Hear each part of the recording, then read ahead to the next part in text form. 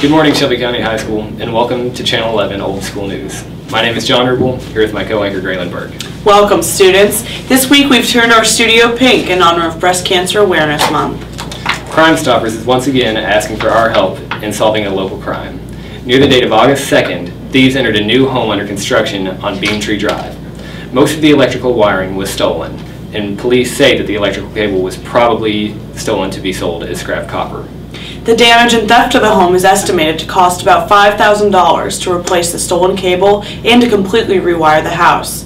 Beamtree Drive, where the crime took place, is located in the Osprey Cove and Cloverbrook Farms neighborhood.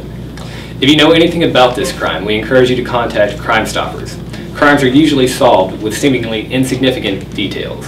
You can remain anonymous and still receive a cash reward of up to $1,000. Just call the Crime Stoppers hotline at 633-4500.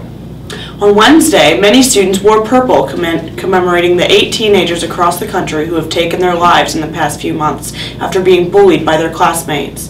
These deaths have brought widespread attention to what is being called a bullying epidemic in our country. We now take you to the weekend weather forecast with Paige Campbell. Paige? Thanks, John. Tomorrow we have a possibility of some much-needed rain with scattered showers and temperatures between 50 and 71 degrees. Sunday will be mostly cloudy with temperatures between 49 and 75 degrees. That's all for your weekend weather report with me, Paige Campbell. Back to you, John. Thanks, Paige.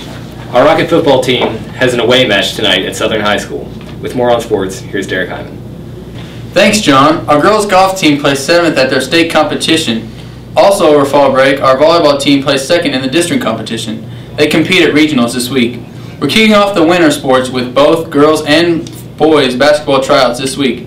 Also, swim team conditioning has just begun. Back to you, John. Thanks, Derek. Over fall break, our ROTC rifle team traveled to Nashville, Tennessee to compete in a 2010 NBA Rifle Classic competition. The academic team also continued their season Monday with an away match at Anderson County.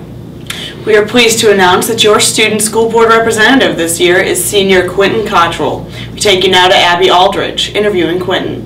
Abby? Thanks, Graylin. I'm here with Quentin Cottrell, who is our new school board representative. Quentin, why did you decide to run? Well, I decided to run just because I thought it would be nice to serve along Mr. Nyhoff, who's a good friend of mine and the family, and it's a good experience. What are your thoughts on winning? I think it's pretty cool. I think the student body that they liked me enough to vote me in and that they think I could make a difference. How do you feel that you can benefit our school? I'm just going to voice your opinion and voice mine and hope that they listen. Okay, well, that's it. Thanks, Graylin. Back to you. Thanks, Abby. Our choir had their first concert of the year on Thursday, performing songs from Disney movies. Soloists took on the roles of many of the characters, creating a musical experience sure to take you back to your childhood. A reminder for juniors, on Wednesday, October 27th, juniors will be taking the PSAT. The test will last between 8 a.m. and noon. Remember to be at school early on that day and get plenty of rest beforehand. Also, next week, seniors will be able to make cap and gown graduation invitation orders during lunch on Tuesday and Wednesday. In world news, the 33 miners trapped underground in Chile have been rescued. The Chilean miners were trapped underground for 69 days after the ground caved in above the gold and copper mine in which they were working, more than 2,000 feet underground. The workers were gathered in the emergency shelter having lunch when the cave-in occurred, so none of the 33 were killed.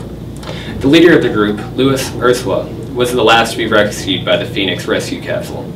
He had been working in the mine for less than 2 months when the mine caved in, but he immediately took charge of the situation and was the first to contact the authorities. That brings us to the end of our segment this week, but join us next week for more old school news on Channel 11.